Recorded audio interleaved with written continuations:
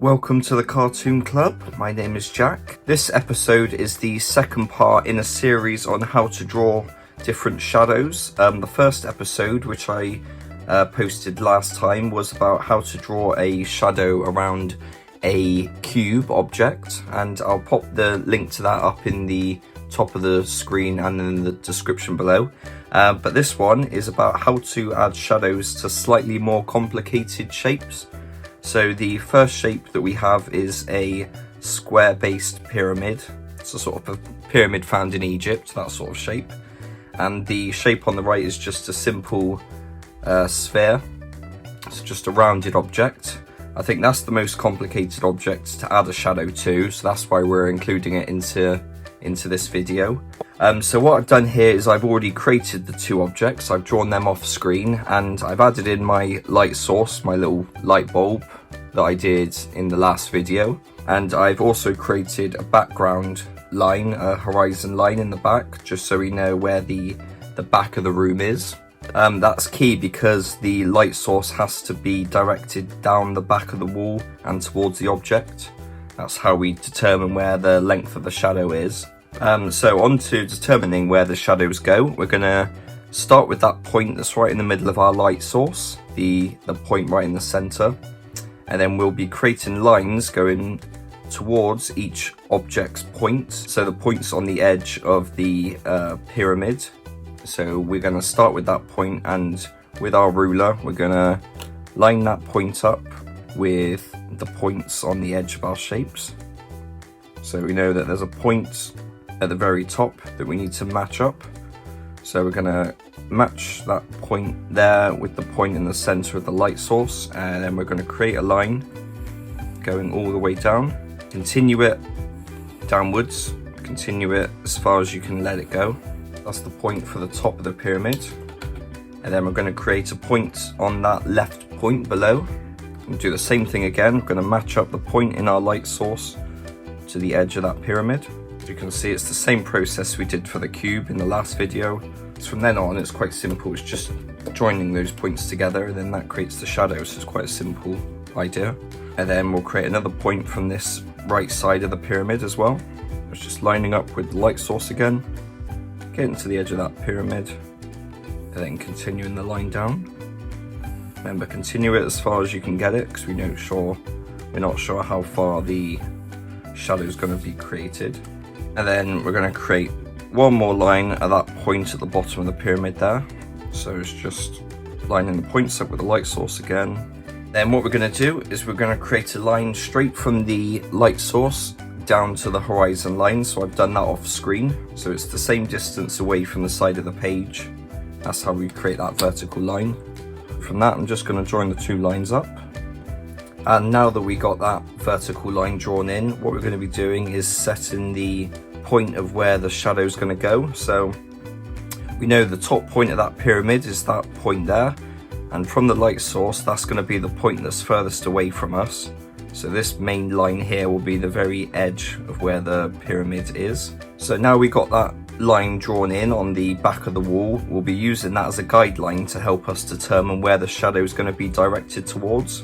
So with the point there, we're going to be matching it up with the point that's on the far right of the pyramid, and we're going to be creating a line between the horizon line and that point, and we'll be carrying that on towards the edge of the page. So I'm just finding the 2 points and just matching them up.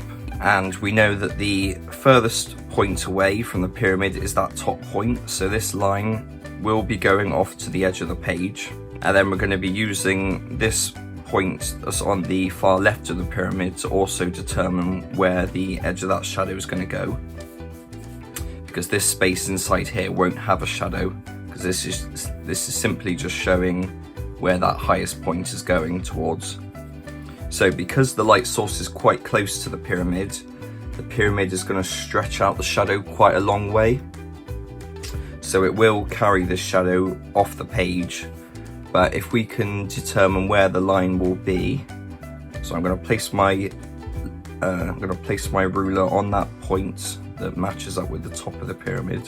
And I know that the end of the shadow is going to be somewhere down here, about where the 28 mark is on my ruler, so quite a bit off the page. So from that, I'm going to create a bit of a mental note of where that point is, and then I'm going to angle that ruler to the bottom left point of that pyramid, knowing where my point is at the edge of the page. Then I'm going to join that together. Okay, so this bit all in here, this is what the pyramid's shadow is. It does look a bit weird, but it's because we're on a pointed object.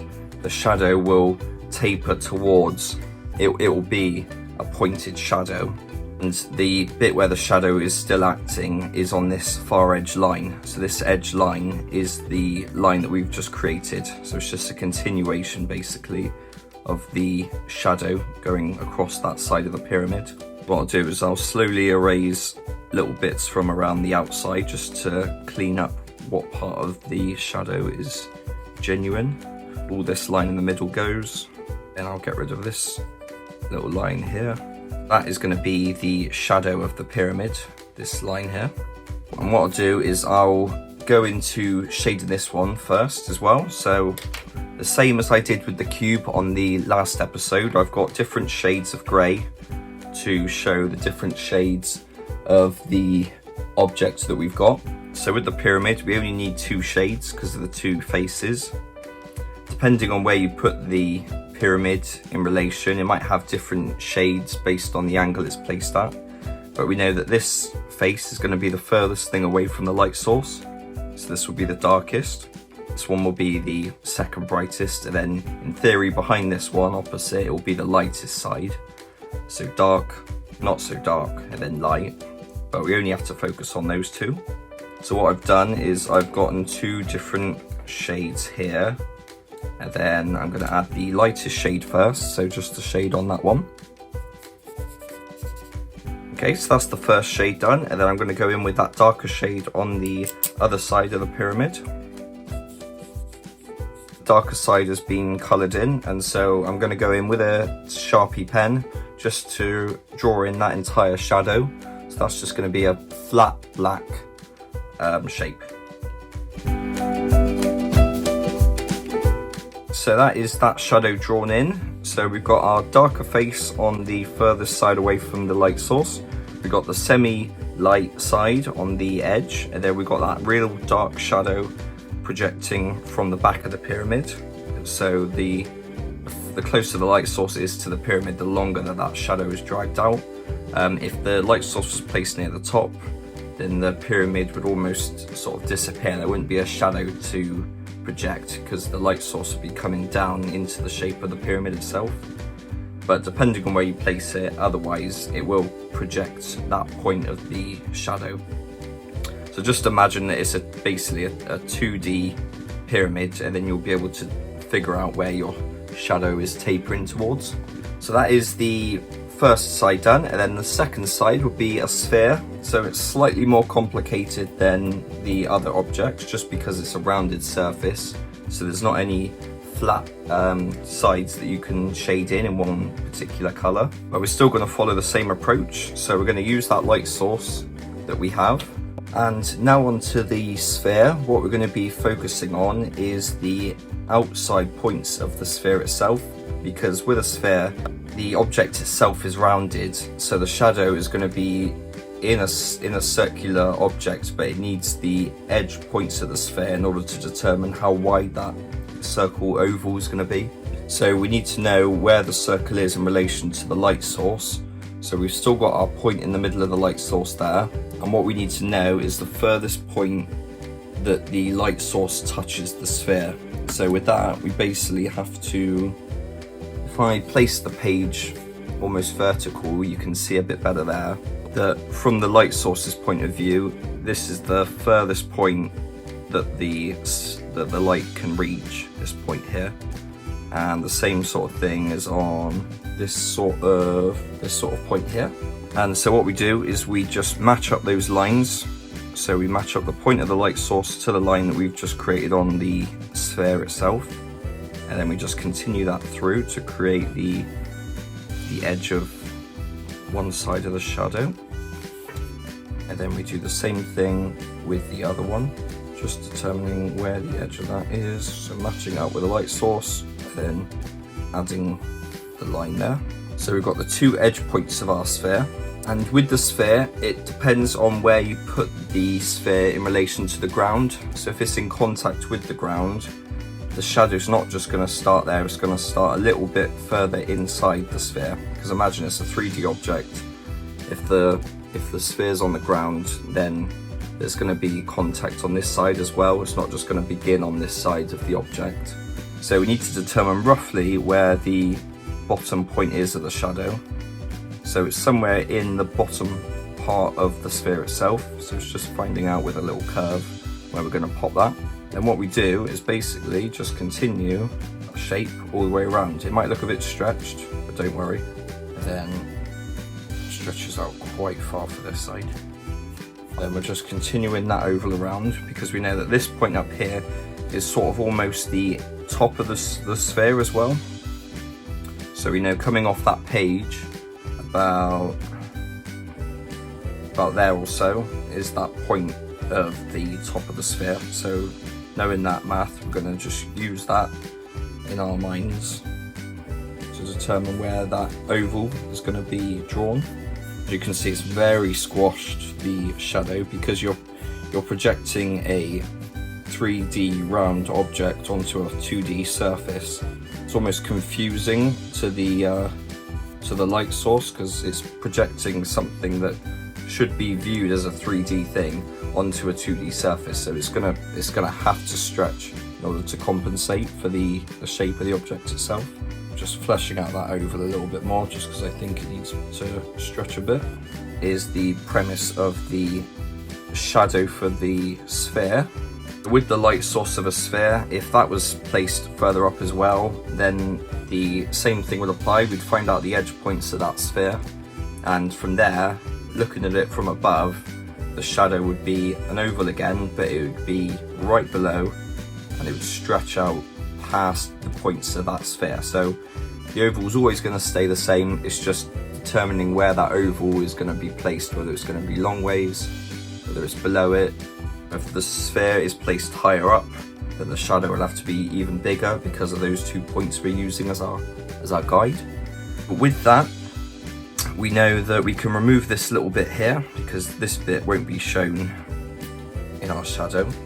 And from there, what we're going to be doing is adding in our shades as well. So they're like the shades we did for the pyramid, but because it's a sphere, we need to be a bit more complicated in terms of our details with the shades.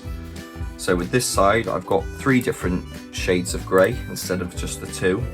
I'm going to have each shade sort of take up a slither of the sphere, so almost like a orange slice taken out of an orange. So the darkest point is going to be opposite the light source, so this dark point is going to curve around here, almost like a crescent of a moon, but the opposite of the light that we see from a moon. So this would be a dark crescent, and I'm using the darkest shade of grey that I have. So I'm just going to go in, I'm going to show you where I'm going to start the points. So the points for the dark part are going to be here and here, and then I'm just going to crescent that around. So I'm just going to do that now. So that's the darkest crescent done, and then for the next crescent it will be a slightly lighter colour. This colour I'm going to use now will be the same colour as this side that I did for that pyramid, so it's a slightly lighter shade of grey, and it's going to be another slither again, so another crescent. This time it's going to be a shallower crescent because the object is less round towards the middle, and I'm still going to use the similar sort of points on either end, and then it's also going to blend later on. But if I make a start adding the next shade, then what I'll do is I'll go in with that final shade. So there's another shade here that's going to be even shallower crescent. That's just going to go from point to point. Now the challenge from here on is just blending the 3 different shades together. I might also have to get a colourless blender just to shade this dark tone towards this lighter tone here. So there'll be a blend, a blend, and a blend. And then what you have to do is use the last shade to blend through to the next shade. So making sure that you carry those colours straight across.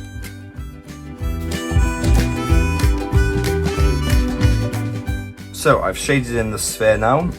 What I did actually was I added in one more shade because the shade that I was placing in the middle, so the third shade in, was too harsh against the white, and so I used a slightly lighter grey, and then I used that colourless blender just to make sure we get it towards that white tone that we have.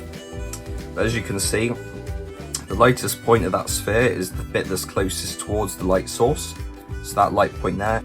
And as the sphere is a rounded object, so is the shading as well. So the shading is continuing round the object towards this darker shade at the bottom. And then the last thing I'm going to do on this part is just add in the shadow. So we're going to go through with that Sharpie again, just to colour in this oval, and then that will finish the shadow off for the sphere.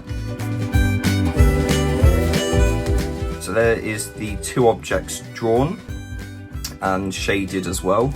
And this is just showing you how to draw two more complicated objects. So it's furthering on our knowledge from the video we drew on shading the cube. So now that we've drawn these two, we can now draw cubes, pyramids and spheres in a environment. And the next episode in this series will probably be something a little bit more complicated, so it's using more than just one shape. So maybe an object like a chair with multiple cubes as well, so creating something a little bit more complicated. But at least we've set the groundwork now on how to draw 3 different shapes. If you can like and subscribe this video as well, and click the bell icon just to get informed of any future videos that I'm releasing. Thank you to everyone who's been subscribing at the moment. It's really sort of picking up the pace a bit now, which is good. And so I thank you all for subscribing so far. And yes, I hope you have a nice day. I will see you around.